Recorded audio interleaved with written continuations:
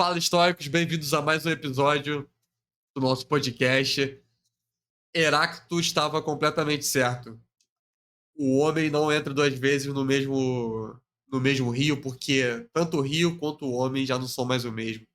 Eu assisti esse filme que a gente vai falar hoje, que é o Whiplash, lá em 2014, provavelmente quando lançou, ou em 2015, um ano depois, e eu tinha uma visão completamente diferente. Eu achava que era um filme que falava sobre perfeccionismo, que nós tínhamos uma vítima no filme, mas hoje eu já mudei completamente. Reassisti semana passada, mas eu quero primeiro que você fale suas primeiras impressões aí da sua reassistida. Como é que foi, Chico?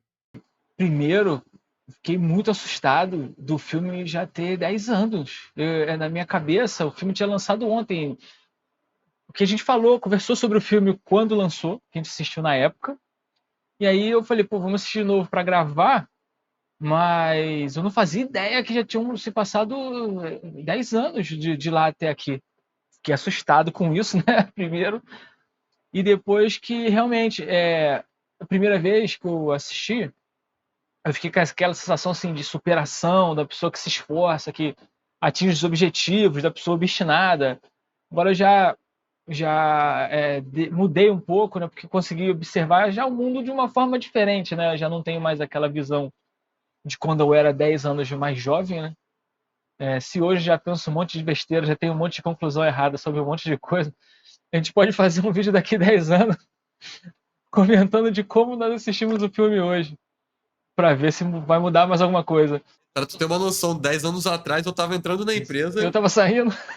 tu tava, tu tava sendo convidado a se retirar. Tu tava, acho que quase tendo um filho, ou já tinha tido filho, acho que não, né? Ele Porque nasceu teu em filho nasceu aqui em 14, já 2015. nasceu perdendo a Copa. É, Nasceu em 14. é. Pois é, Primeira vez que eu cara. botei, Já nasceu vendo o Bernard com alegria nas primeira vez que eu botei pernas. uma roupa de camisa do Brasil foi esse dia 7-1. Eu nunca mais botei a camiseta. Que É, tristeza. meu país é só o Flamengo mesmo. E realmente, em 10 anos a gente muda muita coisa. Eu tinha a visão que o Andrew, que é o personagem que tá lá, que é o aluno, era um coitado. Que ele tava. Ele sofreu, óbvio, ele sofreu abuso mental do professor, né? Mental talvez não seja melhor. Assédio, qual é o nome? Moral, né? Do professor, do Fletcher. Mas ele não é uma pessoa boa também, não. Ele é uma pessoa um pouco desvirtuada. Você vê pelo jantar que ele tem com a família, pelo fora que ele dá na menina que ele sai. Então, assim, pra gente dar uma rápida sinopse pro pessoal que tá assistindo aqui o podcast, o Whiplash fala sobre um aluno de bateria que tá numa das melhores escolas dos Estados Unidos de música. E ele entra para uma banda principal de jazz que é comandada por esse professor chamado Fletcher, que é bastante abusivo. Então a gente pode enxergar o Fletcher em chefes que nós tivemos, em professores, em pais, em diversas pessoas que passam pela nossa vida, pessoas que são abusivas bastante com a gente, relacionamentos, etc. E trazer um pouco de aprendizado para a nossa vida. Eu achava que o filme falava sobre perfeccionismo, só que hoje assistindo, eu acho que passa longe disso. Tem a questão lá do perfeccionismo, mas sim, eu acho que isso é nada no filme. Fala muito sobre essa questão de querer ser o melhor e você buscar o melhor meio de uma maneira maquiavélica, independente dos meios. Buscar um fim independente dos meios. Você também enxergou isso nessa sua reassistida? Então, o príncipe. Acho que logo de cara não, mas quando chegou na metade do filme, até a percepção que eu tinha dele, que do que o que ele buscava era ser um bom músico, eu já não sei se eu penso exatamente isso, porque na conversa que ele tem com a família, quando ele começa a discutir com o pessoal lá, ele começa a afirmar os pontos dele, do porquê ele faz aquilo, do que ele está fazendo, do que ele está buscando. Eu comecei a achar que ele tratava a música não como arte, mas como uma ciência exata. Ele acreditava que se ele tocasse o instrumento dele muito bem, ele seria o melhor músico. E a gente sabe que dentro da bateria mesmo, tem um monte de bateristas muito virtuosos que não tem a quantidade de fãs, de admiração, e não fez músicas tão memoráveis quanto alguns que tocam de maneira mais simples, né? O Nick McBride e o próprio Lars Ulrich são um exemplo disso, né? Eles não são, assim, bateristas virtuosos, mas dentro do gênero que eles tocam, talvez eles tenham gravado as músicas mais icônicas sei lá, de todos os tempos, né? Não sei se algum dia alguma banda vai superar essas duas, ali cada uma em seu segmento. Então ele desvirtua isso, ele não leva a música, ele não vê subjetividade na música, nem na criação, nem na execução. Ele vê aquilo ali como uma ciência exata. E depois o pai dele também conversa com ele sobre isso, né? Quando ele fala, a opinião desse professor realmente importa para você? Ele fala sim, porque o professor também pensava exatamente igual ele, né? Embora o professor fosse um músico um pouco mais sentimental do que o Andrew, que a gente vê o professor tocando no final e vê que ele não é exatamente aquela pessoa agressiva quando ele está executando música. Ele é um professor agressivo. Mas a gente vê, né, que ele está ali sendo constantemente estimulado do ponto de vista de um agente agressor, agente estressor, e ali ele dá aquele congelamento padrão, né, acho que da maioria das espécies, o nosso também tem, e depois quando ele ativa lá o instinto de luta ou fuga, ele decide lutar. Só que ele luta o tempo todo, o tempo todo. E a vida é assim, em alguns momentos nós precisaremos lutar e outros nós precisaremos fugir. E fugir para preservar nossa integridade e a integridade de quem está em volta também, né? A gente não quer destruir a sociedade inteira, a gente não está brigando pela vida o tempo inteiro. Então tem momentos que alguém vai falar algo que você não vai gostar, que o melhor é você fugir, não fugir de uma maneira covarde, mas você afastar daquilo ali porque é um tipo de discussão que não faz o menor sentido, né? Eu vejo muito isso em algumas situações em que o debate político é calorado, né, atualmente, e eu vejo pessoas discutindo política de um ponto de vista assim, que nenhum teórico defenderia, e na realidade eles não querem aprender com o outro, eles não têm nem intenção de ganhar a eleição, porque quando você está numa eleição, você quer a maior quantidade de votos possível para o seu lado. Mas você chega a pessoa que está discordando de você e rebenta ela todinha, o argumento dela faz a pessoa parecer um idiota, ela não vai votar em você, nem no teu time. Então o que você está fazendo é afastando uma possibilidade de trazer uma pessoa para o seu lado. Então, e a gente vê ele afastando a namorada, o pai, a família, né? Porque ele realmente acredita que a única forma de enxergar o mundo é a forma que ele enxerga, que é parecida com a do professor, e ele simplesmente vai até o final. Ele está lutando o tempo inteiro, ele está sendo agressivo o tempo todo, violento. Ele tenta bater no professor em algum momento, né? Que é o que culmina na ruptura dele com a banda, depois de ter colocado a própria vida em risco. A gente pode falar isso aí com mais calma. Mas essa percepção que eu tenho dele, talvez ele só encontrasse segurança na validação daquele professor porque ele era tão autoconfiante que apenas a validação de alguém idêntico a ele faria sentido. Então ele via naqueles atos abusivos do professor um espelho dele e aquela coisa, né? Para você estar bem com você, você tem que estar bem ali com o espelho. A tua imagem ela tá legal quando você está satisfeito em olhar para ela. Então o professor era um espelho dele, né? Muito mais do que só um mentor, alguém que estava o tempo inteiro punindo. Ele precisava daquele alimento para continuar. Que como ele fazia tudo na base dessa fúria, ele precisava de alguém que causasse essa fúria nele o tempo todo, né? Senão ele deixaria de utilizar o que ele considerava ser o que ele tinha de mais forte. Tiveram duas coisas que chamaram muito minha atenção dessa segunda vez agora que eu assisti. Uma foi ele falando que não importava para ele morrer cedo, por exemplo, tanto que as pessoas conhecessem ele. Se ele morresse cedo e as pessoas conhecessem ele, ele teria alcançado o objetivo dele. Ele fala isso lá naquele. Ele fala isso naquele jantar com a família. Porque tem um primo ali que tá todo mundo falando: ah, o meu filho, ele. Jogador de futebol americano. Pô, mas jogador de futebol americano é segunda divisão. Ah, meu filho é não sei o que lá, mas não sei o que, não sei o que lá. Aí o pai dele é um escritor meio fracassado. Então, ele passa por cima das pessoas porque o objetivo dele é ser alguém conhecido. Tanto que ele, no mesmo jantar, ele menciona a história que o Fletcher contou para ele, do Charlie Parker, que é o Bird, né? E teve um outro artista que tacou alguma coisa nele. O John Jones jogou um prato. Isso, jogou um prato na cabeça dele. Ele desviou, muito parecido com o que o Fletcher faz com ele. Então, assim, ele concordava com o Fletcher. É algo que eu não lembrava do filme. Quando eu fui assistir o filme, eu fui com uma cabeça e o filme foi se desconstruindo na minha frente, cara. Que eu falei assim, cara, eu tinha uma visão completamente diferente desse filme. E eu fui vendo que ele concordava muito com o professor. Por mais que o professor fosse abusivo, fez ele chorar. Pô, o cara é um filho da puta. Mas no final ele concordava com o professor, cara. E isso foi explodindo na minha cabeça, que eu falei assim, cara, não é possível que eu tinha visto um filme completamente diferente 10 anos atrás. E nesse jantar aí tem um outro diálogo assim genial, que eu achei, deu boas risadas, quando ele fala, né? Na realidade o time do cara é da terceira divisão, né?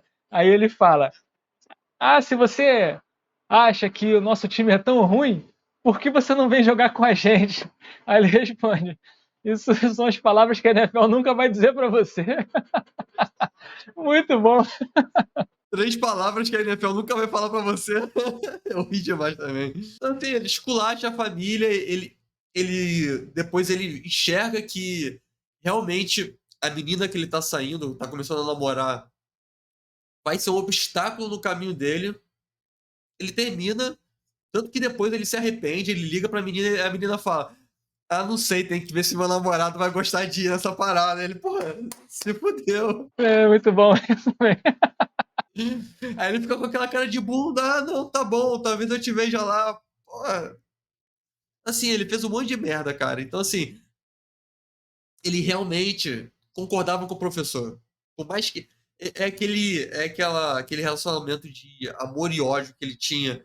De esse cara vai me colocar onde eu quero chegar, então não importa que ele tá passando por cima de mim. Não importa que ele tá agindo com todos os vícios possíveis, né? Sem as virtudes, não importa. Se ele vai me fazer ser alguém famoso, alguém conhecido, eu tô com ele. Então, assim, isso foi bastante, assim, explodiu minha cabeça de verdade, porque eu tinha um filme completamente diferente na minha mente. E é interessante pontuar que o professor ele já se usava desses métodos há muito tempo, e é algo até legal para a gente refletir como nós transmitimos informação, como nós falamos com as pessoas que estão à nossa volta, porque ele fazia com que as pessoas, ou ele tentava fazer com que as pessoas respondessem positivamente por meio de agressões, né, de ofensas, de bronca, né? E na realidade, a gente sabe que quando alguém toma uma bronca, um esporro muito forte, a possibilidade da pessoa nunca mais voltar a fazer aquele tipo de atividade com a mesma confiança é muito grande e que as respostas afirmativas elas têm muito mais a contribuir, né, colaborar com quem está começando a fazer uma atividade ou quem está fazendo. Você elogiar algo bom na pessoa reforça mais a possibilidade daquela pessoa evoluir do que você pontuar as partes negativas. Mas ele acreditava que só desistiria com palavras pesadas quem realmente não teria que ser, não teria que chegar àquele objetivo. E é o exemplo que ele dá do Charlie Parker. Depois daquilo ali, o Charlie Parker ficou tão preocupado de errar que ele estudou um ano e voltou, nunca mais errou. Mas teve uma vida curta. E aí é outra coisa interessante. Ser tão bom em uma coisa, né? Você dedicar, tanto, principalmente assim, a carreira de músico que estava mostrando ali, ele literalmente dava o sangue ali, que ele tocava até a mão dele abrir, e depois ele sofreu um acidente porque ele tinha que chegar na hora certa para começar a tocar, ele bateu o carro porque ele estava dirigindo ali desesperadamente. Isso aí, sendo que ele poderia deixar passar aquela apresentação e tocar na próxima e procurar não chegar atrasado mais, mas ele tentou fazer aquilo ali, ele foi ali até que ele agrediu o professor fisicamente, né? Partiu para bater no professor e foi expulso, ou seja, colocou tudo a perder. No fim, ele mostra quão obsessivo ele é pelas coisas. Quando ele sai do conservatório, ele joga todos os discos dele fora, ele guarda a bateria, parece que assim, não vou tocar nunca mais. Se eu não posso ser o melhor e ter o professor lá me validar, o Fletcher não me validar, eu não quero mais ser músico nenhum. Não vou tocar. Ele poderia ter todo o tempo do mundo para corrigir, procurar outro lugar para tocar, mas ele queria aquele perfeccionismo, ele tinha aquela obsessão por tocar da forma que ele considerava ser perfeito. E voltando à postura do professor, no caso do Andrew, ele conseguiu atingir o objetivo, né? Mas um outro aluno dele chegou no auge da carreira e acabou se matando. Então, depois ele fica mal com aquela situação, mas acho que ele fica mais triste por ter perdido um talento do que para o Groto morrer, porque quando ele conta para as pessoas, ele diz que foi um acidente de carro, ele não diz que foi a pessoa cometeu suicídio. Então, para você ver que até nesse momento ele tira dele a culpa. Então, aquele choro realmente era a perda de uma pessoa ou as verdades dele, né, do Fletcher, sendo colocados à prova porque ele pensou, não, esse conquistou, esse superou, esse é merecedor. E no fim ele não era tão merecedor assim, porque ele tirou a própria vida, então não merecia estar lá. Então talvez aquele choro do Fletcher fosse muito mais relacionado a ele ter errado em pensar que aquele aluno conseguiu chegar no lugar que ele queria colocá-lo do que pela morte do garoto propriamente dito. Porque ele não se arrepende, ele continua dando as aulas, ele continua sendo abusivo, e ele só é expulso do colégio porque movem um processo contra ele e tiram ele da escola por decisão judicial. Então é interessante ver a forma agressiva como ele faz e para a gente refletir se nós fazemos isso com as pessoas quando estamos ensinando alguém ou pedindo alguma coisa, transmitindo informação, né? E também para ver até que ponto os nossos objetivos, as nossas verdades, a gente não coloca isso acima de todo mundo, ao ponto de não ligar nem para uma pessoa que morreu, tirou a própria vida por tua culpa. Eu não acho que ele ficou triste porque ele. Como se fosse o Jiraiya, né? Que teve os alunos prometidos, ele achava que era o Nagato, achava que era. Na verdade, era o Naruto no final. Eu não acho que ele chorou porque o cara não era um cara bom mesmo. Eu acho que ele chorou porque ele perdeu um cara bom. Só que ele vive fora da casinha, né? Na realidade dele, ele cagou que foi um suicídio, não falou para os alunos e ele está disposto a tirar de novo das pessoas porque ele sabe que vai sair mais alguém igual aquele garoto dali. E se ele vai morrer no final, tanto faz como tanto fez para ele. Porque o pensamento dele é formar o próximo Charlie Parker, o próximo Joe Jones, formar o próximo nome espetacular do jazz. Independente se ele vai acabar com o psicológico do aluno dele. E aí é o problema, é o que você falou. Todos nós temos que refletir, sejamos nós líderes ou não, mas todos nós temos contato com alguém. Então nossa comunicação, ela precisa ser muito cuidadosa com as pessoas.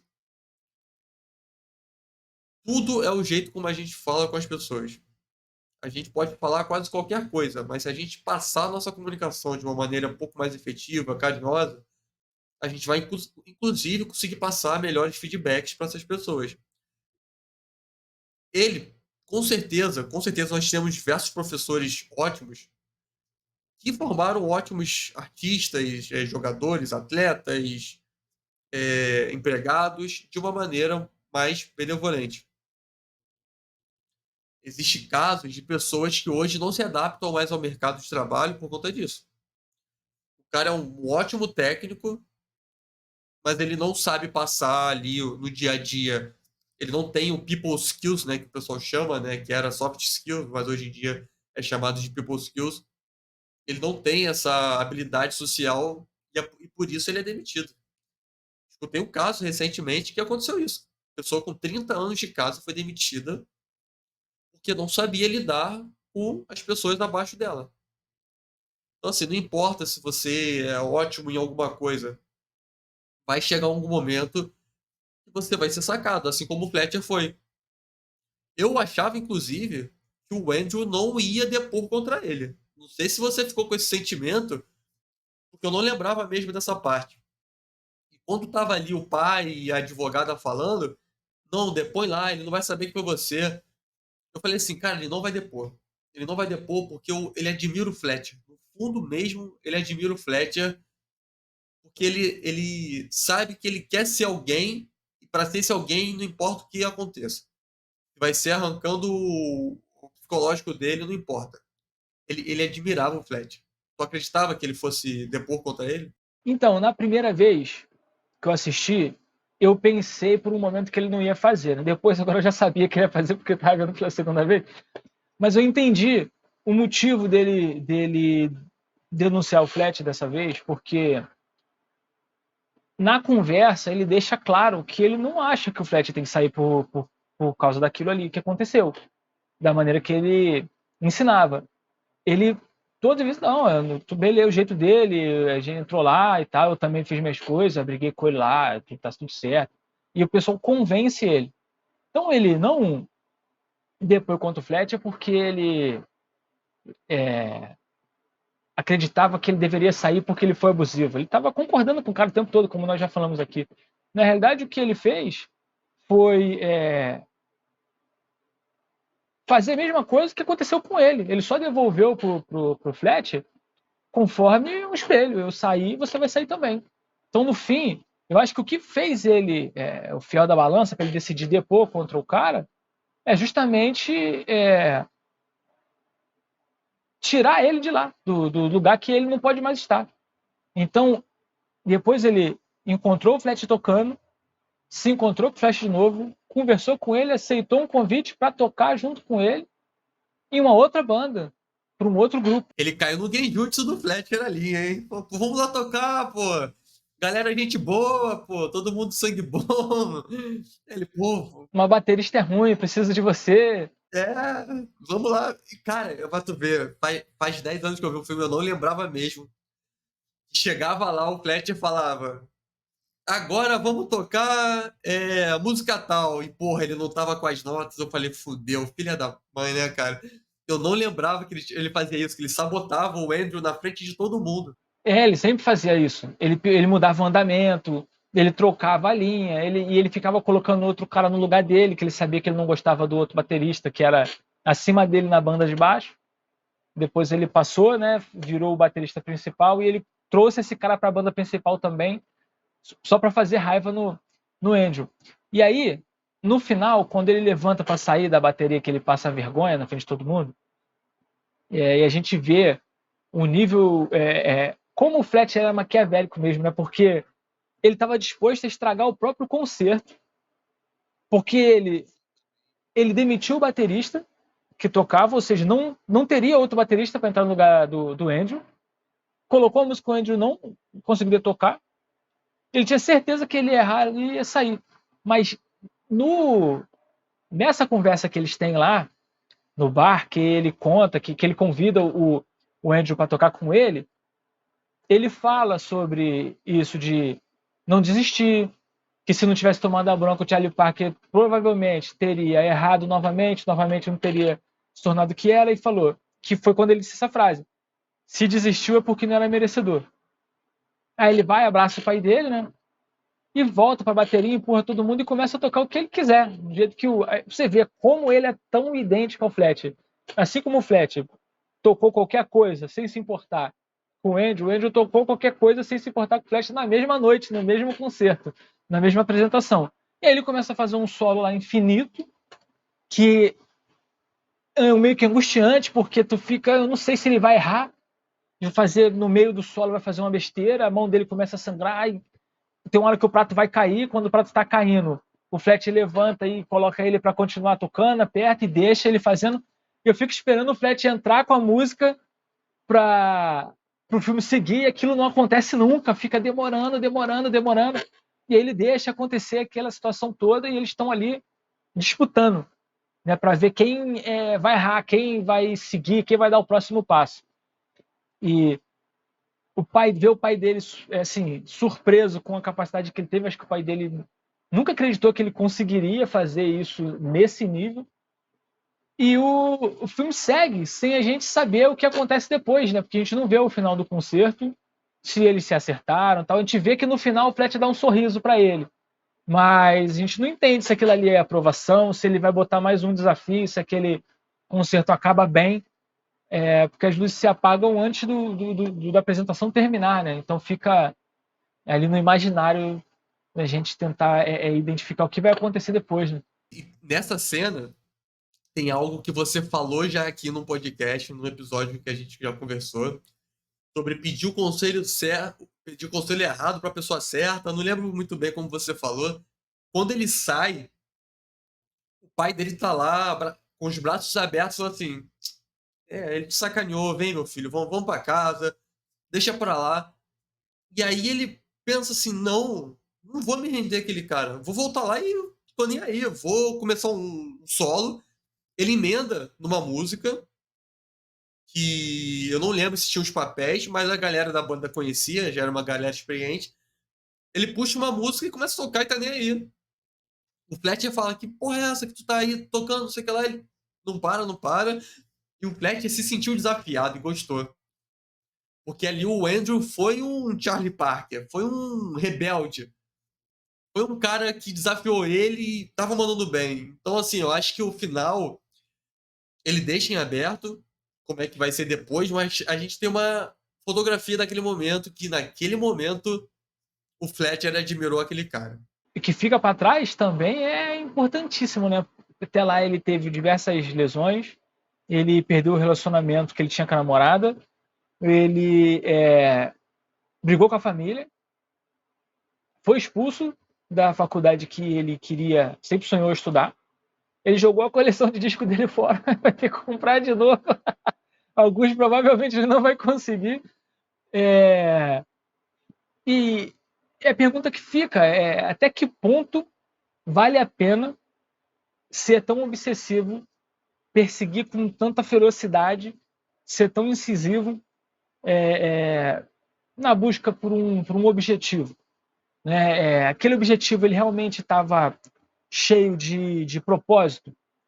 Ele realmente se imagina. Eu nunca, durante o período do filme todo, eu não consegui observar ele se vendo como um grande músico, ou vivendo como um grande músico, se apresentando, conhecendo outros músicos, conhecendo pessoas novas, ganhando dinheiro, que seja, conquistando fama.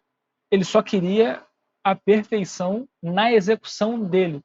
E o filme sempre foca bastante a bateria, não mostra toda a banda que tem em volta. Uma vez ou outra ali aparece um músico de relance, os músicos que têm mais destaque são os outros bateristas que estão competindo com ele. Então, até que ponto isso realmente vale a pena? Nós sabemos que precisamos ter disciplina, precisamos ter constância, precisamos ter objetivos bem definidos, mas tudo isso vazio de propósito, acho que não tem porquê, não vale a pena você fazer. Mesma coisa que você entra faz um determinado trabalho, lá, tem a sua prática laboral, porque você precisa de um salário para sobreviver. Mas se esse emprego ele é totalmente vazio de sentido, por que continuar naquilo ali? Você vale a pena no final você pegar aquele pagamento que você recebe por isso? Certa vez, há muito tempo, lá na empresa, eu assisti uma palestra de uma nutricionista que era principal nutricionista não, ela era gerente de marketing do McDonald's e ela tinha uma filha que estava lutando contra a obesidade. E a filha dela comia muito McDonald's, porque cresceu vendo aquele tipo de propaganda que a própria mãe fazia. Eles viviam muito bem financeiramente, mas teve um momento que ela falou: vale a pena eu continuar fazendo isso aqui? Como é que eu chego em casa e levo minha filha nutricionista e tento cuidar dela? Ela está tentando perder peso e ela come tudo isso porque eu faço um marketing tão bom. Faz sentido eu continuar?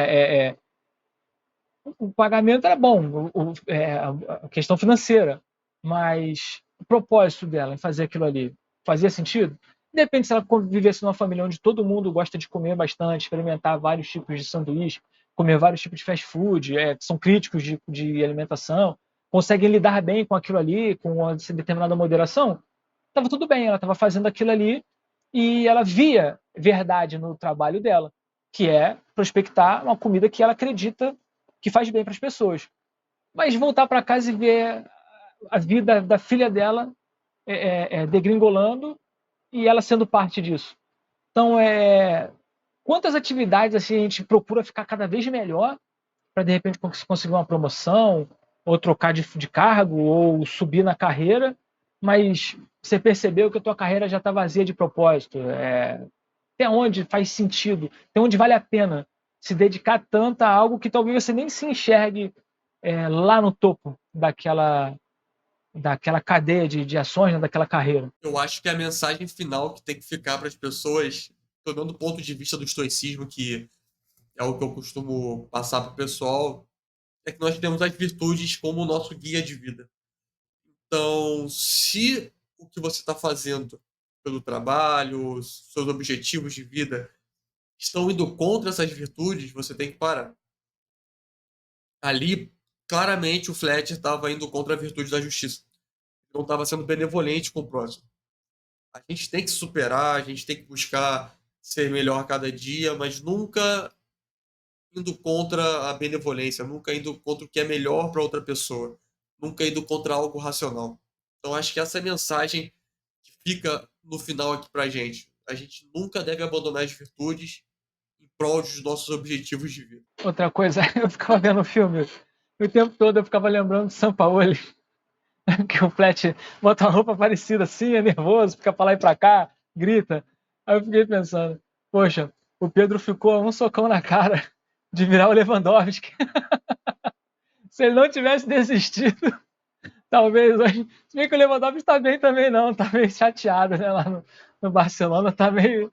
Tá deteriorado, coitado. Show de bola, que chegou a pizza aqui já. Acabou. Então valeu, galera. Espero que tenham gostado de mais um episódio, onde a gente trouxe aí um filmaço de 2014, concorreu ao Oscar. Eu não lembro quem ganhou o Oscar esse ano, mas o Whiplash provavelmente mereceu estar por lá também. Então deixa aqui no comentário caso você tenha algum filme que você queira que a gente analise. E eu vejo vocês na próxima. Valeu, pessoal. Até a próxima.